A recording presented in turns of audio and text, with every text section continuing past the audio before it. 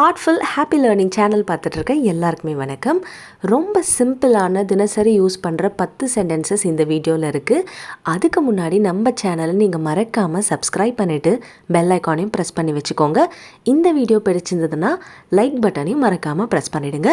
First sentence, இதை எப்படி செய்வது. ஒரு விஷயத்தை நம்ம எப்படி செய்கிறதுன்னு அடுத்தவங்ககிட்ட கேட்குறதுக்கு நம்ம எப்படி கேட்கணுன்னா ஹவு டு டூ திஸ். என்னோட சேர்ந்து சொல்லுங்கள், how to do this. Second sentence, இது உன் விருப்பம், அது உன் விருப்பம், உங்கள் இஷ்டப்படி இது செஞ்சுக்கோங்க அப்படின்றத நம்ம இங்கிலீஷில் எப்படி சொல்லணும்னா இட் இஸ் யுவர் சாய்ஸ். என்னோட சேர்ந்து சொல்லுங்கள், இட் இஸ் யுவர் சாய்ஸ்.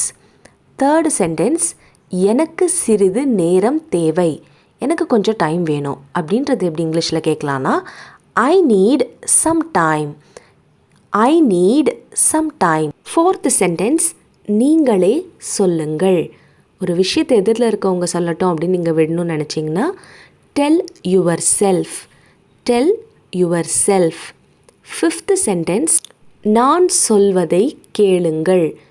யாராவது பேசிகிட்டு இருக்கும்போது நீங்கள் சொல்கிறத அவங்க கேட்கணும்னு நினச்சிங்கன்னா லிசன் டு மீ சொல்லுங்கள், லிசன் டு மீ.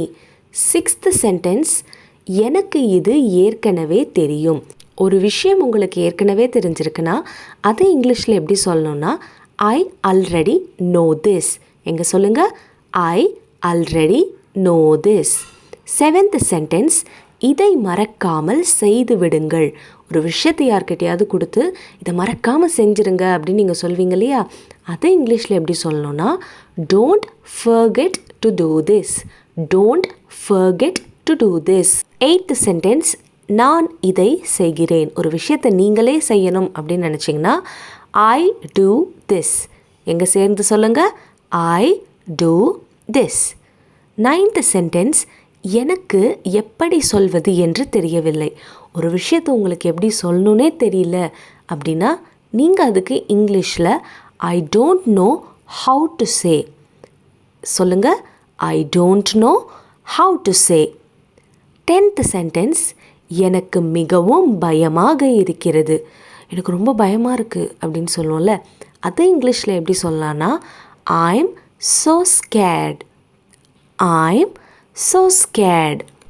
இன்றைக்கி அடிஷ்னலாக ஒரு வார்த்தை உங்களுக்கு நான் சொல்ல போகிறேன். இதெல்லாம் சகஜம் அப்படின்ற ஒரு வார்த்தை இருக்கு இல்லையா, யாராவது ஏதாவது புலம்புனாங்கன்னு வச்சுக்கோ உங்ககிட்ட வந்து இதெல்லாம் சகஜமாப்பா அப்படின்னு நம்ம சொல்கிறோம் இல்லையா, அதுக்கு இங்கிலீஷில் என்ன வார்த்தை சொல்லணும்னா it is normal, it is normal.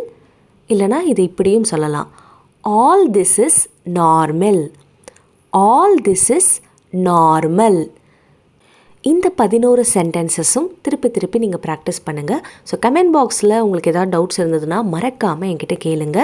இந்த வீடியோ உங்களுக்கு பிடிச்சிருக்குன்னு நினைக்கிறேன். பிடிச்சிருந்ததுன்னா மறக்காமல் இந்த வீடியோவை லைக் பண்ணிவிட்டு கூடவே நம்ம சேனல் இது வரைக்கும் நீங்கள் சப்ஸ்கிரைப் பண்ணலன்னா சப்ஸ்கிரைப் பண்ணிவிட்டு பெல் ஐக்கானையும் ப்ரெஸ் பண்ணி வச்சுக்கோங்க. அடுத்த வீடியோவில் சந்திக்கிறேன். இது ஆர்ட்ஃபுல் ஹாப்பி லேர்னிங்.